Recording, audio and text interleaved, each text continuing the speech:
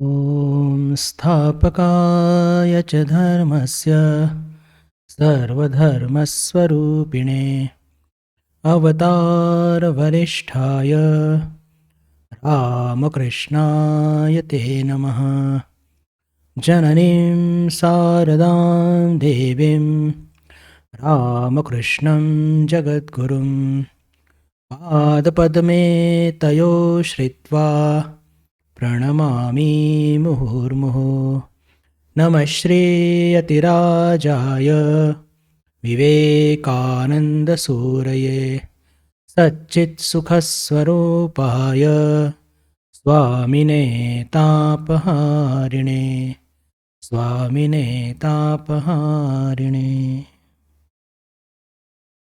नमस्कार बंधू भगिनींनो,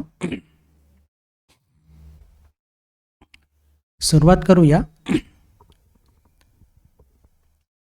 मातंगिनी देवी, प्रेमानंदजी महाराजांच्या आई.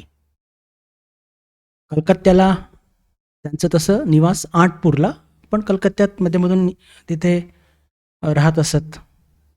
त्यांची मुलगी बलराम बाबूंनाच दिली होती, सर्वांना ठाऊकच आहे. आणि त्यांच्या घरी भगवान श्रीरामकृष्णांच्या काही त्यागी शिष्यांना त्यांनी जेवायला बोलवलं. जवळपास 3 किंवा 4 असे येणार, आणि विभिन्न प्रकारच्या सगळ्या पदार्थ केलेले आहेत आणि खूप उत्साहामध्ये ते आहेत. पण अचानक काही फार महत्त्वाचं काम येतं आणि त्या 3 साधूंपैकी 2 साधू येऊ शकत नाही. फक्त एकच साधू येतात आणि त्या फार निराश होतात मातंगिनी देवी आणि विचार करतात की बापरे, एकतर साधू नाही आले, सेवा नाही घडली, आणि ह्या उरलेल्या अन्नाचं मग इतकं काय करायचं. मोठ्या पेचात त्या पडल्या. पण जे महाराज आले होते ते जेवायला बसले आणि गप्पांचा दौर सुरू झाला आणि वाढायला सुरुवात केली. बघता बघता सर्व काही, जे काही पदार्थ केले होते, सर्व पदार्थ आणि 3 साधूंकरता केलेले, त्या या महाराजांनी आरामात फस्त केले आनंदाने.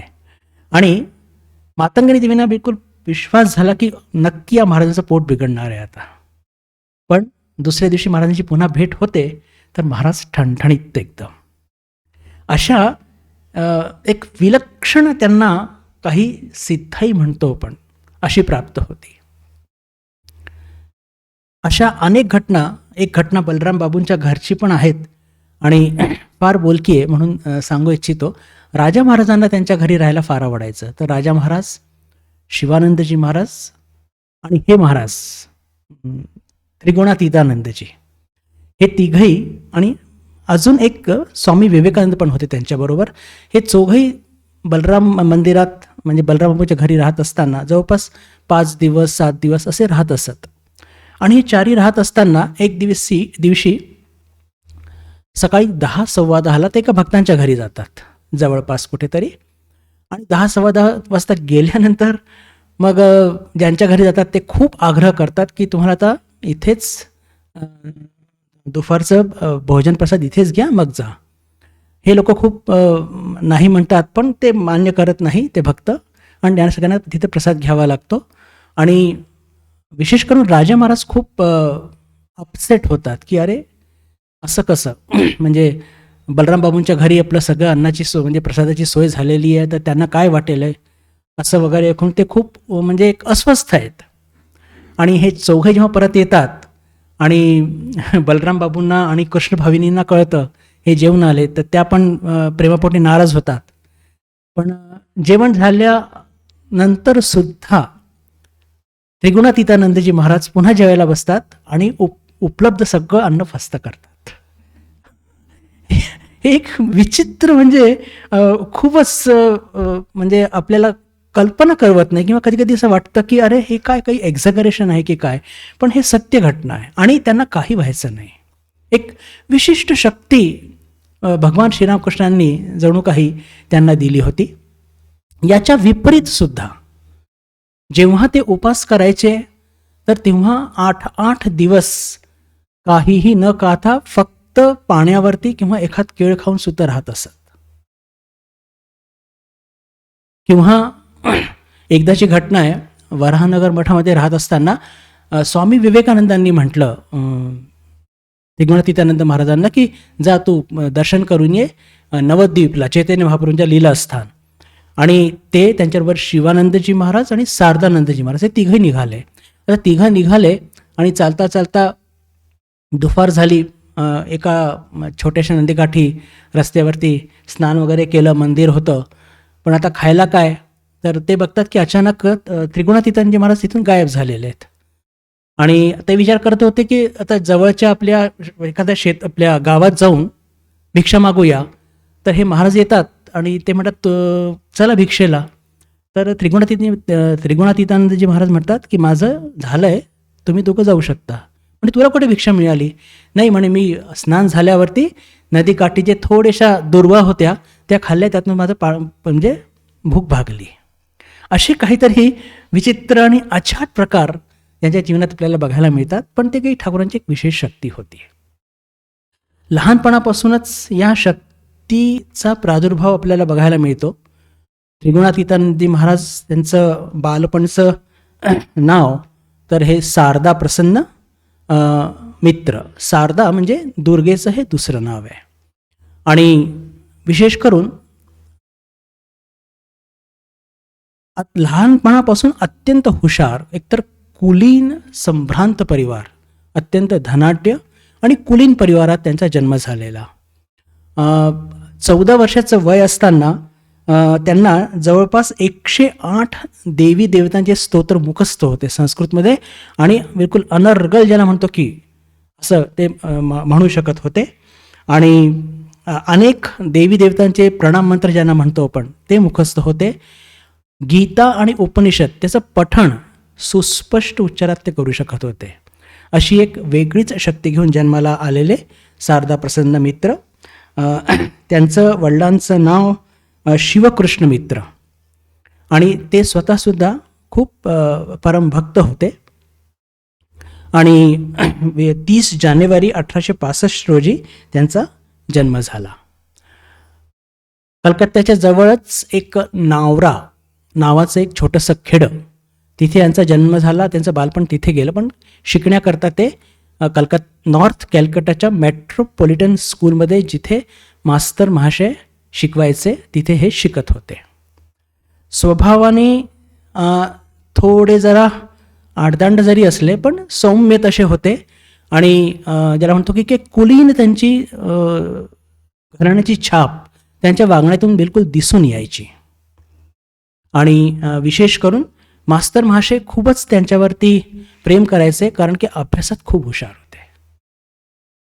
कोणताही विषय असो, म्हणजे याच्या आधीच्या प्रत्येक वर्गामध्ये ते नेहमीच पहिला नंबर पटकवायचे, वेगाने सांगायला नकोच.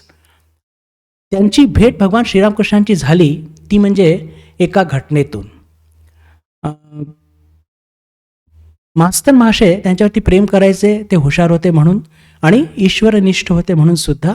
आणि मग त्यांनी काय केलं की शिष्यवृत्तीची परीक्षेला त्यांना बसवलं आणि त्यांना स्पेशल कोचिंग देत होते. आता याच्यामध्ये झालं काय की ज्या दिवशी पहिला पेपर झाला आणि दुसऱ्या पेपरच्या आदल्या दिवशी त्यांच्याजवळ एक सोन्याची घड्याळ होती खूप चांगली, आणि ती नेमकी दुपारच्या सुट्टीमध्ये चोरी गेली. आणि त्यातून हे जे शारदा प्रसन्न हे थोडे डिस्टर्ब जे झाले, तर पुढचे त्यांचे सगळे पेपरसुद्धा काही चांगले गेले नाहीत. आणि पेपर तर चांगले गेले नाहीत आणि खूपच ते डिस्टर्ब झाले. जेव्हा रिझल्ट आला तर नेहमी पहिला नंबर पटकवणारा हा मुलगा पहिला नंबर तरी याचा आलाच नाही, फर्स्ट क्लाससुद्धा आला नाही, आणि सेकंड डिव्हिजनमध्ये हा पास झाला. आणि हा दुसरा त्यांच्याकरता फार मोठा शॉक होता. आणि त्यांची ती ज्याला म्हणतो की उदासी खूप वाढत होती. तर मास्तर महाशयाने निर्णय घेतला की याला मी ठाकूरांकडे घेऊन जातो. आणि 27 डिसेंबर 1884 रोजी, मी हे सणावळी मुद्दाम का सांगतोय बंधू भगिनींनो, की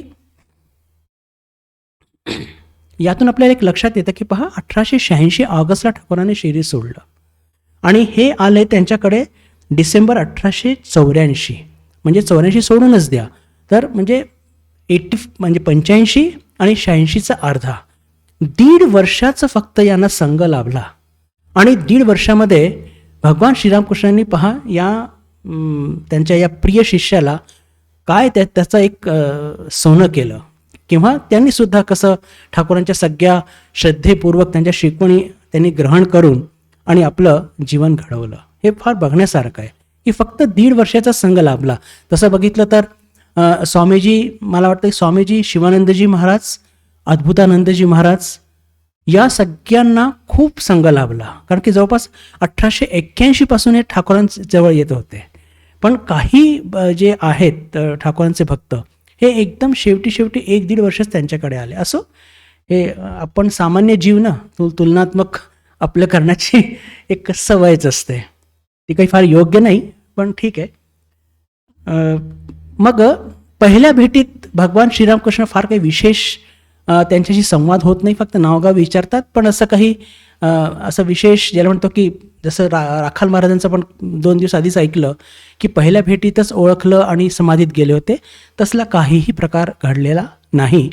पण त्या दिवशी देवी चौधराणी या एका उपन्यासासंदर्भात बोलताना ठाकूर इतकं म्हणाले होते की पुस्तक वाचून कधी पण ईश्वर लाभ होत नसतो.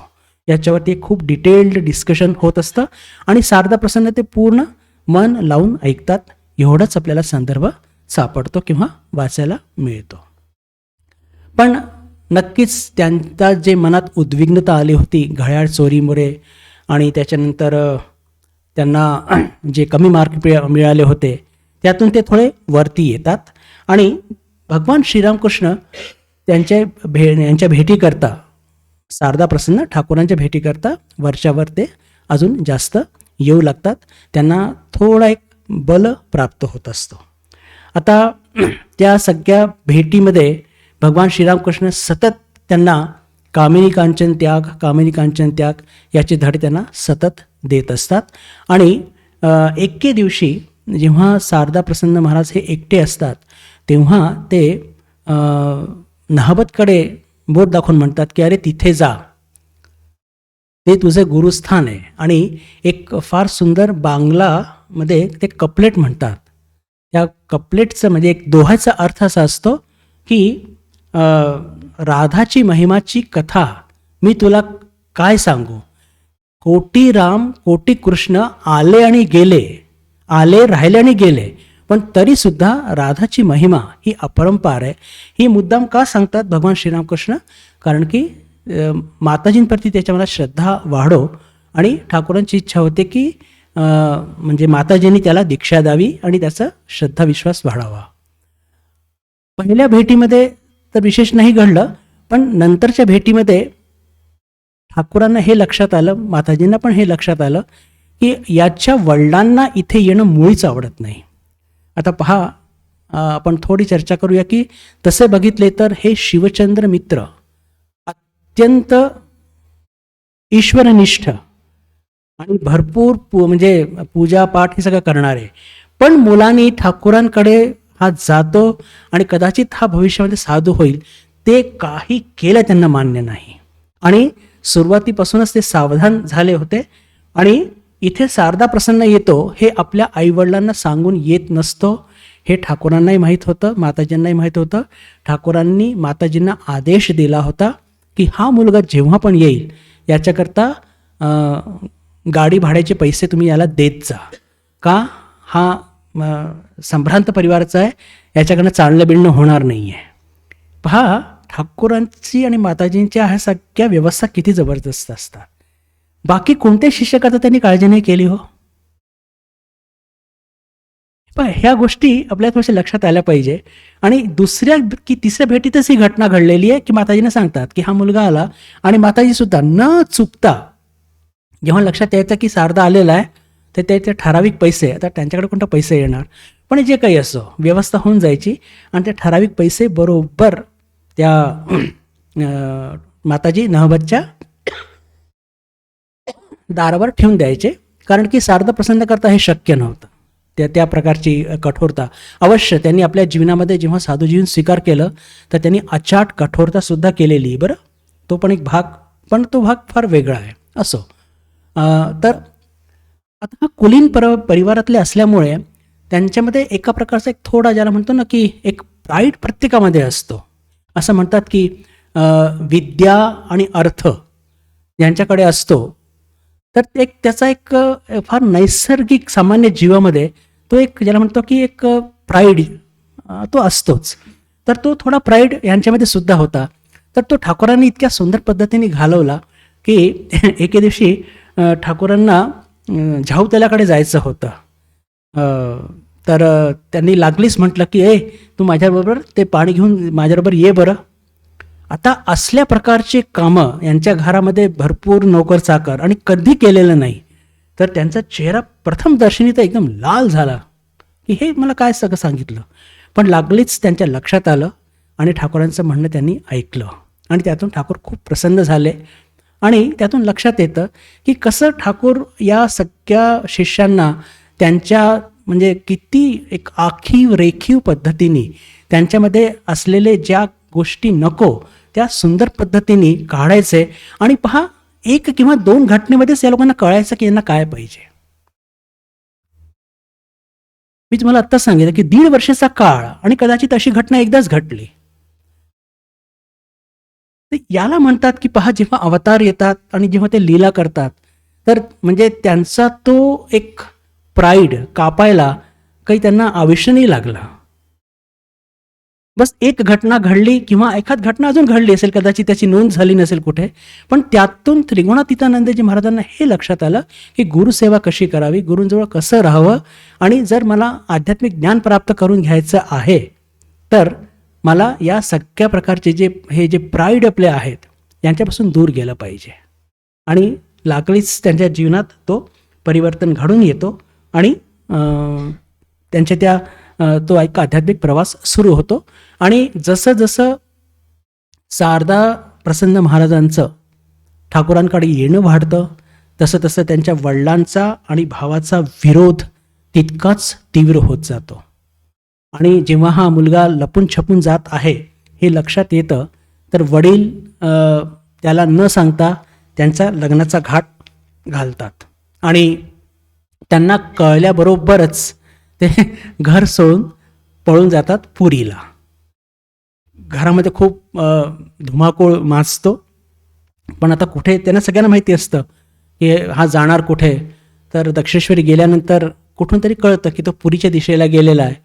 मग काही महिन्यानंतर, तेव्हा तर आतासारखे मोबाईल इंटरनेट वगैरे काहीच नाही, तर शोधता शोधता काही महिन्यानंतर ते पुरीत सापडतात. ते आईवडिलांना भेटून त्याला पुरीला त्यांनाही आनंद होतो, आईवडिलांनी आनंद होतो. ते पुन्हा घरी येतात आणि इतिमध्ये ठाकूरांना कॅन्सर पण डिटेक्ट होतो. ठाकूर काशीपूरला आलेले आहेत, क्षमा करा, शांपूर बाटीला प्रथम आलेले आहेत. आणि तरी आता हा मुलगा काही ऐकत नाही आहे. तेव्हा भगवान श्रीरामकृष्ण त्यांना एक चेतावणी देतात शारदा प्रसन्न महाराजांना की तू तुझ्या वडिलांपासून सावध राहा बरं, ते काहीही करू शकतात. तू तुझ्या वडिलांपासून सावध राहा आणि ते काहीही करू शकतात, अशी स्पष्ट चेतावणी त्यांना दिलेली होती. आणि ती त्यांच्या स्मरणात पण राहते. का? कारण की भगवान श्रीरामकृष्णांनी 1886 साली जेव्हा आपल्या लीला संवरण केलं आणि मग हे सगळे त्यागी शिष्य गोळा झाले होते आठपूरला, त्या सगळ्यांनी तिथे एक धुनीसमोर, अग्नीसमोर त्यांनी प्रतिज्ञा घेतली होती की आम्ही संघबद्ध राहू, आम्ही त्यागी जीवन यापन करू, भगवान श्रीरामकृष्णांच्या शिकवणीप्रमाणे आपलं जीवन घडवू. आणि हे सगळं म्हणजे प्रतिज्ञा घेऊन जेव्हा ते येतात आणि आता शारदा प्रसन्न महाराज घरी जात नाही, ते तिथेच राहतात. ते तिथेच राहतात हे बघून त्यांचा मोठा भाऊ विनय मित्र त्यांनी काय केलं, जवळपास 12 पुरोहितांना घेऊन 1 महिन्यापर्यंत एक असा काहीतरी जे काही ते एक यज्ञ वगैरे असेल तांत्रिक क्रिया ती घरी तिचं आयोजन केलं. का? की काहीही करून याचं मन पालटलं पाहिजे. म्हणजे पहा, हे 2 कॉन्ट्रास्ट मी तुमच्यापुढे मुद्दा मांडू इच्छितो की घरामध्ये तसं धार्मिक वातावरण आहे, ईश्वराची पूजा नित्य होत आहे. आता यांना 108 स्तोत्रपाठ होते, म्हणजे किती त्या घरामध्ये ज्याला म्हणू की एका प्रकारची ईश्वरनिष्ठा असेल. पण साधू व्हायचं नाही. त्या गोष्टीवरती इतके ठाम होते, म्हणजे वडील पण आणि सगळे भाऊसुद्धा. असं पण शेवटच्या दिवशी आणि ते जे काही ती तांत्रिक क्रिया 1 महिना चालली आणि महिन्याच्या शेवटी जे मुख्य पुरोहित होते त्यांनी म्हटलं की अशक्य आहे, या मुलाला आणणं अशक्य आहे, असं ते ठामपणे म्हणतात. आणि त्यावेळेस 4,000 रुपये याच्यावरती खर्च आला. हे सगळे डिटेल्स दिले. तर मुद्दा मी सांगतोय की त्यांना आणण्याकरता केवढे प्रयत्न केले आणि विशेष करून जे तुमच्या पुढे मला मांडायचे बंधू भगिनींनो, की यांचं वैराग्य किती तीव्र होतं. असो, त्याच्यानंतर वराहनगर मठात राहत असताना जेव्हा या लोकांनी सगळ्यांनी विधिवत संन्यास घेतला, संन्यास घेतल्यानंतर स्वामी विवेकानंदांनी स्वतः त्यांना नाव दिलं त्रिगुणातीतानंद. आणि स्वतः स्वामीजी चिडायचे, काय तुझं नाव आहे त्रिगुणातीतानंद, म्हणून ते त्याला प्रेमाने त्रिगुणातीत असं म्हणायचे. त्याच्यानंतर मग स्वामीजी अमेरिकेत जातात आणि इकडे त्रिगुणातीतानंदजी जवळपास भारताच्या त्यांना पण परिक्रमेचा खूप शौक होता. आणि पहा की जो मुलगा एक इतक्या ॲरिस्टोक्रेट स्टाईलमध्ये वाढलेला, पण एकदा जेव्हा तो साधू जीवनाची ओढ लागते आणि जे सगळं जे कठोरता यांच्या जीवनात सुद्धा आपण बघतो, त्यांचं ते तपश्चर्याचं आणि यात्रेचं जीवन, त्याचं डिटेल्स फार म्हणजे खूपच खोलामध्ये सगळं दिलेलं आहे. इतक्या छोट्या वर्गात ते सगळं सांगणं अवघड आहे. पण हे तेवढंच खरं की यांनी सुद्धा आपल्या जीवनामध्ये खूप कठोरता त्याचं पालन केलं आहे. आणि यांचं वैशिष्ट्य असं होतं की यांना जर काही कोणी सांगितलं की इथे जाऊ नका, ते करू नका, तर ते मुद्दाम ते करतीलच. हे काय माहिती काय त्यांचा एक तो विशिष्ट स्वभाव होता.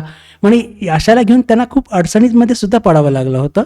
एकदा एकच घटना घेऊन मग पुढे पण जाऊया की हिमालयाच्या म्हणजे तलहटीला एक गाव होतं.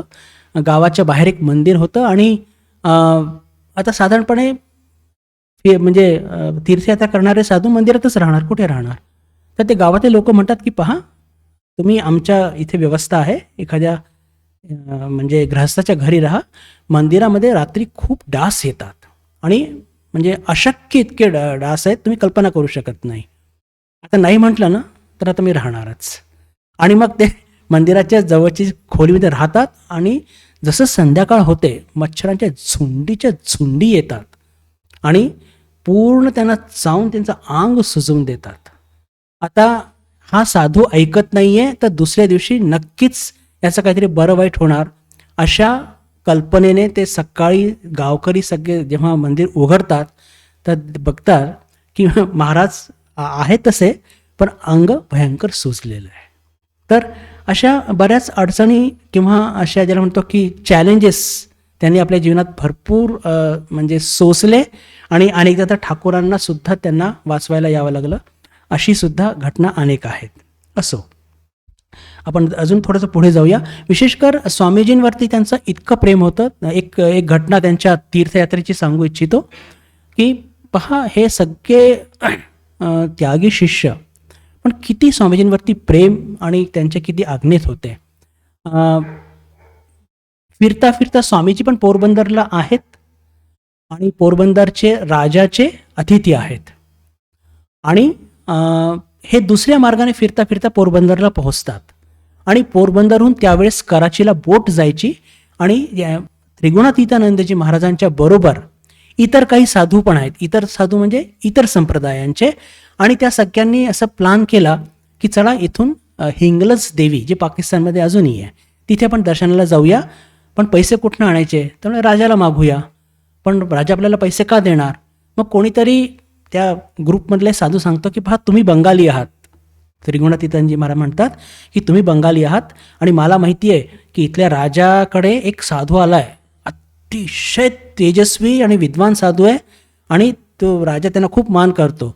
तुम्ही पण बंगाली आहात, तर तुम्ही जर त्यांना सांगितलं तर आपल्याला नक्कीच ते राजा तिकिटाची सोय करून देईल.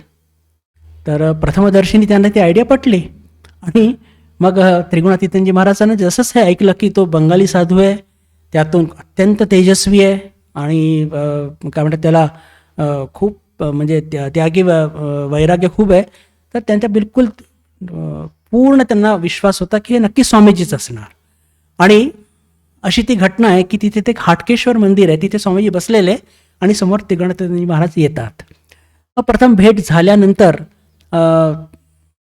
त्रिगुणातीतानंदजी महाराज म्हणतात की असा असा बेत आहे, जर तुम्ही राजांना म्हटलं तर तिकिटाची सोय होऊ शकेल. तर पहा, स्वामीजी स्पष्टपणे म्हणतात की मी कोणाकडनंही पैसे मागणार नाही, आणि तुझे हे सवंगडी यांना तिकडे जायचं असेल तर तू जाऊ नको, पण तुझ्याकडे जर थोडाफार पैसा असेल तर तिकिटाचे पैसे तू जाणं रद्द कर आणि ते सगळे पैसे यांना देऊन दे. आज्ञा दिल्याबरोबर त्रिगुणातीत महाराजांकडे जे काही पैसा होता तो सगळं त्या साधूंना दिला. हिंगलज जाण्याचा त्यांचा जो एक मानस होता त्याचा सुद्धा त्यांनी त्याग केला. बंधू भगिनींनो, या घटनेतून मला असं वाटतं की पहा की भगवान श्रीरामकृष्णांनी जे म्हटलं होतं की म्हणजे इंगित अर्थाने की नरेंद्र, तुम्ही सगळे नरेंद्रच्या कह्यात राहा, तर हे यातून लक्षात येतं की हे सगळे त्यागी शिष्य स्वामीजींना किती सन्मान द्यायचे आणि किती त्यांच्या आज्ञेमध्ये राहायचे. 1896 मध्ये त्यांच्या मनात एक कल्पना आली होती की आपण इथे स्वामीजींच्या शिकवणी, क्षमा करा, ठाकूरांच्या शिकवणीचा प्रचार प्रसार करण्याकरता एक मासिक किंवा एक पाक्षिक सुरू करावं. पण आता पैसे कुठे आहेत? आणि जेव्हा आपल्या सगळ्या तीर्थयात्रा संपवून ते कलकत्त्याला येतात आणि इकडे स्वामीजीसुद्धा आपली शिकागोची यात्रा पूर्ण करून आलेले असतात, तर ते आपली संकल्पना त्यांना सांगतात आणि स्वामीजी खूप प्रसन्न होतात आणि ते म्हणतात की माझ्या मनात पण असाच काही विचार आहे, आणि पण ह्याच्याकरता पैसे कुठून येणार? तर स्वामीजींना मॅकक्लाउडनी दिलेले 1000 रुपये आणि हरमोहन मित्र नावाचे त्यांचे ठाकूरांचे भक्त, त्यांच्याकडनं 1000 रुपये घेऊन हे 2000 रुपये त्यांना देतात आणि सांगतात की पहा, चुकून हे पैसे मोडू नकोस, हे पैसे याचं बँकेत, ज्याला म्हणतो ना आपण की ठेवीत ठेव, म्हणजे फिक्स डिपॉझिट करून ठेव, आणि त्यातून जे काही व्याज मिळेल त्यातून तुझी प्रेस चालव. आणि ते कंबोलिया टोला म्हणून आपल्या माहेरबाडीच्या जवळची जागा, तिथे ते दोन छोट्या खोल्या भाड्याने घेतात.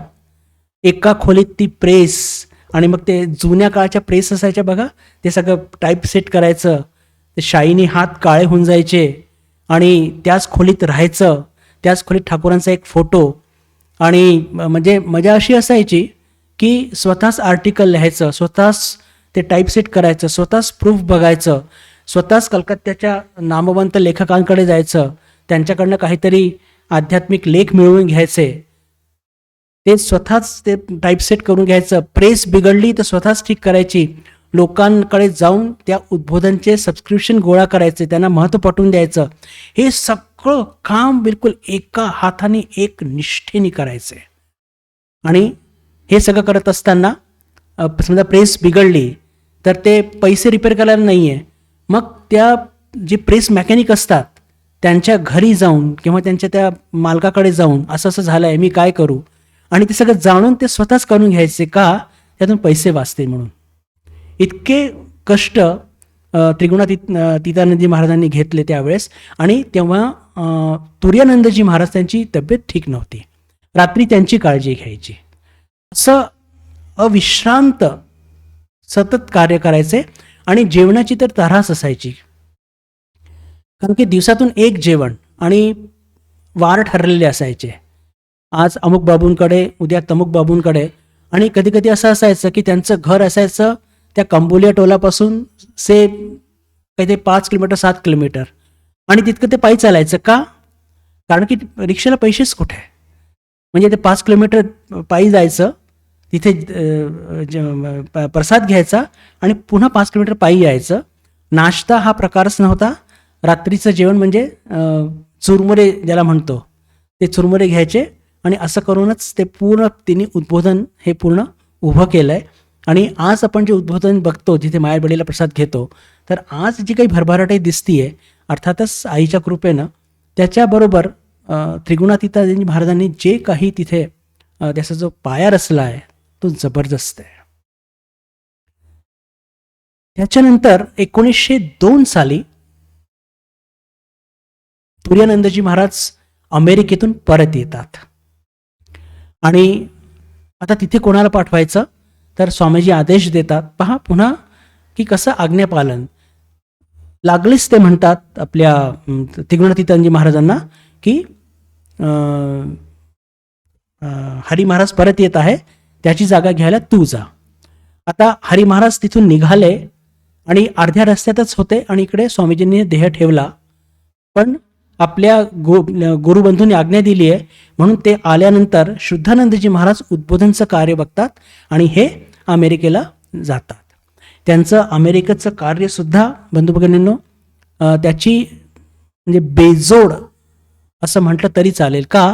कारण की त्यांनी सॅन फ्रान्सिस्कोमध्ये अमेरिकेतील सगळ्यात पहिलं हिंदू मंदिर जर कोणी बांधलं असेल तर ते म्हणजे आपले त्रिगुणातीतानंदजी महाराजांनी. पहा, अशा एका पश्चिमच्या ठिकाणी राहून की जिथे जी भोगभूमी आहे तिथे हे सगळे त्याग आणि वैराग्याचे धडे शिकवून त्या लोकांची म्हणजे मध्ये वर्ग घेऊन ठाकूरांच्या शिकवणी त्यांना शिकवून आणि त्यांच्याकडूनच म्हणजे अर्थ घेऊन आणि ही इमारत उभी करणं हे इतकं सोपं काम नाही आहे. पण त्यांनी हे फार ज्याला म्हणतो की मेटिक्युलसली, हळूवारपणे पण निश्चित त्यांनी ते बिलकुल पूर्ण केलं. आणि ते मंदिरच्या संदर्भामध्ये एक घटना विशेष खूप बोलकी ती सांगू इच्छितो की 1906 साली पूर्ण म्हणजे पश्चिम भाग अमेरिकेमध्ये खूप मोठा भूकंप आला होता आणि तेव्हा हे मंदिर अर्धवट तयार झालं होतं. आणि तेव्हा त्रिगुणातीतानंदजी महाराजांनी म्हणजे उपस्थित भक्तांना म्हटलं की जर हे मंदिर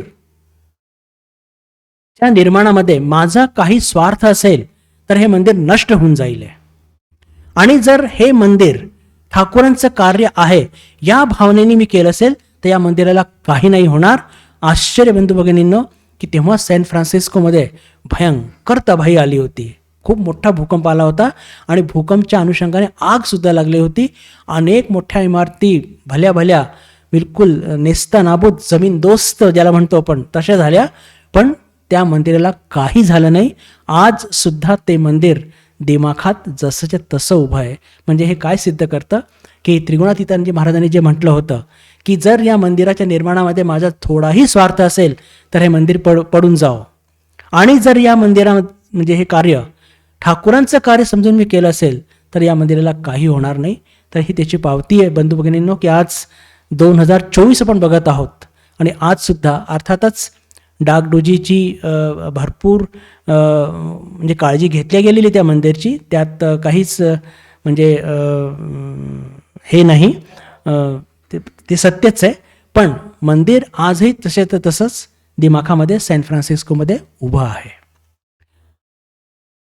त्रिगुणातीतानंदजी महाराज स्वभावाने म्हटलं की म्हणजे थोड्याशा अचाट वृत्ती जशी त्यांची इथे होती, आता काही तिथे जाऊन ती अचाट वृत्ती कमी होणार असं काही नव्हतं.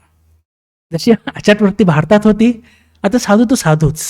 पण त्याचं जे विशिष्ट सांगायचं म्हणजे की तिथे त्यांची काळजी घेणाऱ्या सगळ्या माता भगिनी होत्या आणि त्या माता भगिनींना हे माहीत होतं की हे जे सगळे साधू जे तत्व सांगतात किंवा हे जे सगळे फिलॉसॉफी सांगतात, हे धर्म सांगतात, हे तसं जीवन जगतात, हे अमेरिकन लोकांकरता अत्यंत स्पृहणीय आहे. पण त्या माता भगिनी इतक्या हुशार होतात, त्यांना हे माहिती होतं की इथल्या ज्या काही सामाजिक जीवनाशी, सामाजिक एटिकेट्सशी जर यांनी जुळून नाही घेतलं तर म्हणजे ज्या पद्धतीने या लोकांनी समजलं होतं, मॅकलाउड, पॅटरसन किंवा या सगळ्या ज्या होत्या ओलेबुल, सामान्य लोक तसं समजू शकणार नाही. त्यांची निरागसता, त्यांचा भोळेपणा. तर या सगळ्या माता भगिनींना इतका मोठा चॅलेंज होता की सोशली समाजात वागत असताना यांच्याकडनं काही असं काही घडू नये की जेणेकरून की ते जे काही कार्य करायला आलेले आहेत त्याच्यात बाधा पडली पाहिजे. आणि बिलकुल डोळ्यात तेल घालून या सगळ्या भगिनी या साधूंची काळजी पण घ्यायचे आणि त्यांना ते सोशल एटिकेट्स पण शिकवायचे. पण शेवटी त्रिगुणातीतानंदजी महाराज म्हणजे एक लहान मूल, केव्हा काय करून बसतील ते सांगता नाही येत. 2 घटना फारच मजेशीर आहे.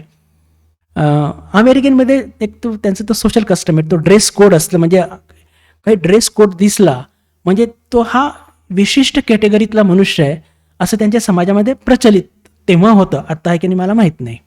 तर काय कुठून तरी प्रणामी म्हणे गोळा झाली आणि मोठ्या ITमध्ये हे घटना आहे. सॅन फ्रान्सिस्कोमध्ये मिस्टर मिसेस पॅटरसन त्यांच्या घरी राहत होते आणि त्यांचं वय त्यांच्या जवळपास महाराजांच्या आईसारखंच आणि खूप लक्ष ठेवायच्या त्या. तर काय केलं यांनी की कुठल्या तरी एका विचित्र रंगाचा सूट आणला स्वस्त, आणि सूट आणला आणि ते घालून मार ITत त्या घरात शिरले आणि त्या बघून त्या मिसेस पेटर्सनी डोक्याला हात लावला. म्हणतो कुठून आणला हा ड्रेस, कुठून आणला, आत्ताच्या आत्ता काढा. म्हणतो का, मी माझ्या प्रणामीतून घेतला आहे, किती चांगला आहे. तर तुम्हाला माहिती आहे का, इथे जे रेस कोर्स खेळतात ते लोक घालतात, तुमच्या प्रवचनाला कोणी येणार नाही, चला काढा, असं करून त्यांना दटावलं जरा. तर ते थोडे नाराज झाले. त्यांनी काय फरक पडतो. पण मग असा एक कॉम्प्रोमाइज झाला की हा ड्रेस फक्त ते घरातच घालतील, घराच्या बाहेर कधी घालून जाणार नाही. आणि असंच एकदा काही खिशात पैसे काही $, आले तर त्यांनी लाल रंगाची कॉलर घातली. आता त्याचा पण काहीतरी विशिष्ट अर्थ असतो. आणि पुन्हा ती कॉलर घालून जेव्हा जसेच ते अशा स्टाईलमध्ये घरात शिरतात की काय माहिती काय गोल्ड मेडल आणलंय कुठनं तरी, आणि ते बघून त्या पुन्हा त्या खूप चिडतात आणि म्हणते आत्ताच्या आत्ता ते काढा. म्हणजे का काढू, किती सुंदर दिसते माझ्यावरती. तर त्या म्हणतात की हे जे रेड कॉलर या समाजामध्ये घालतात की जे लोक रात्री ते कॅसिनोमध्ये गॅमलर जुआ खेळतात, जुगार, ते लोक घालतात. तर असं करून म्हणजे म्हणण्याचा अर्थ काय की ह्या सगळ्या साधूंची निरागसता जी आहे ही फारच म्हणजे इतकी वेगळी असते. पण अमेरिकेत काम करायचं म्हणजे सोशल एटिकेट्स खूप पाळावे लागतात. तेव्हाच त्या समाजाशी आपण एकरस होऊ शकतो आणि समाजाशी एकरस होऊ शकतो तरच ते काम होऊ शकतं. आणि ही गोष्ट भारतामध्ये सुद्धा आहे. म्हणजे पश्चिम बंगालचा एक साधू समजा गुजरातमध्ये काम करतो, महाराष्ट्राचा एक साधू समजा पश्चिम बंगालमध्ये काम करतो, तर तिथल्या ज्या काही सामाजिक रीतिरिवाज त्याच्याशी जुळतं घेणं हे अपेक्षितच असतं. तेव्हाच ते कार्य होऊ शकेल. असं हे एक आगळं वेगळं व्यक्तिमत्व आणि विशेष करून अत्यंत मेहनती.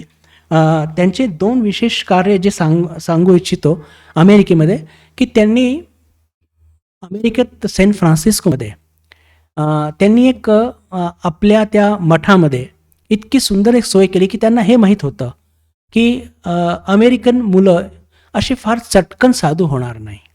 मग त्यांच्याकरता काय सोय केली की तुम्ही लोक दिवसा कामाला बाहेर जाऊ शकता, पण तुम्ही इथेच म्हणजे आमच्याबरोबर राहा.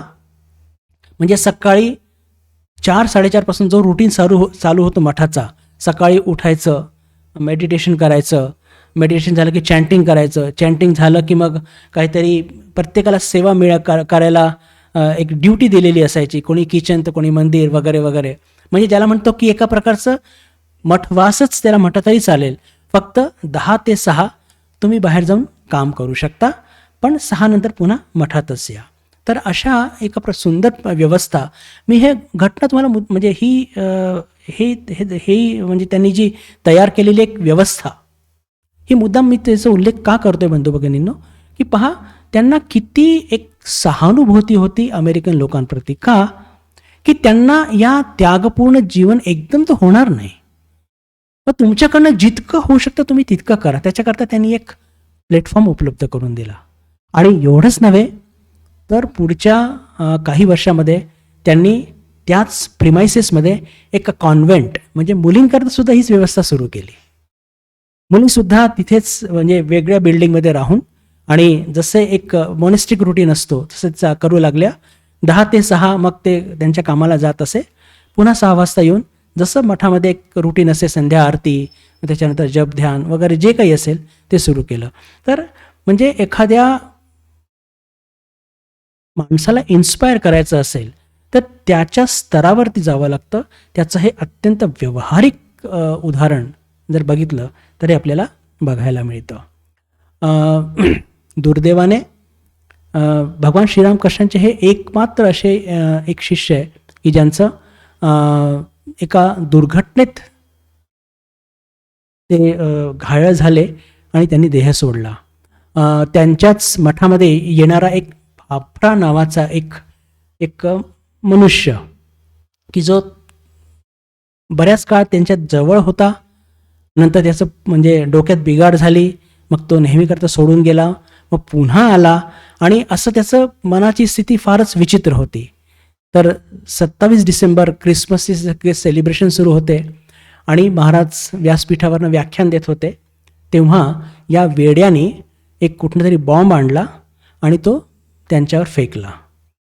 आणि फेकला तो फेकत असताना असं झालं की तो काहीतरी थोडा फाटला त्याच्या हातातच. त्या मनुष्याच्या, भाभरा त्याचं नाव होतं, आणि महाराजांच्या जवळच तो फाटला. म्हणून महाराजसुद्धा खूप, ज्याला म्हणतो की जबरदस्त इंज्युअर्ड झाले. त्यांना हॉस्पिटलमध्ये नेण्यात आलं. तो वेडा तिथल्या तिथेच मेला ठार. आणि त्याच्यानंतर जवळपास 15 दिवस महाराज सतत खूप त्यांनी कष्ट भोगले. त्यावेळेस खूप जेव्हा त्रास व्हायचा, मॉर्फिनचं इंजेक्शन देण्यात येत असे, म्हणजे त्यांचं पेन्स कमी व्हावे म्हणून. पण जेव्हा जेव्हा ते शुद्धीत यायचे तर ते फक्त विचारायचे की भाभरा म्हणजे त्याच्या चांगल्या गुणाबद्दलच ते बोलायचे की किती चांगला होता, तो का वेडा झाला, तो का असं का झालं. म्हणजे सतत ज्याला म्हणतो की एक शुभचिंतनच, जरी त्यांनी असं एक दुष्कृत्य केलं पण त्यांच्या मनामध्ये त्याच्याबद्दल काहीही असा एक द्वेष वगैरे असा नव्हता. पण ज्याला म्हणतो की तो वेडा का झाला हे वाक्य मात्र सतत त्यांचं होतं.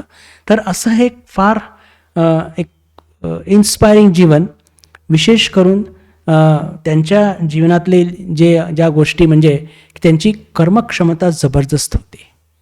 त्यांची एकतर आज्ञाधारकता आणि त्यांची कार्यक्षमता, ह्या दोन गोष्टी त्यांच्या चारित्र्याचं फार विलक्षणता ही आपल्यासमोर विलक्षण पद्धतीने आपल्यासमोर येत असते.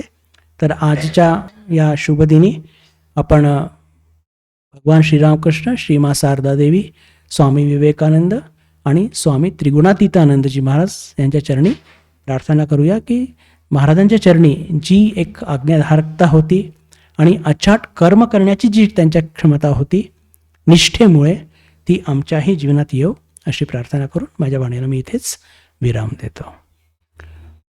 ओम शांती शांती शांती. हरि ओम तत्सत. श्रीरामकृष्णार्पणमस्तु.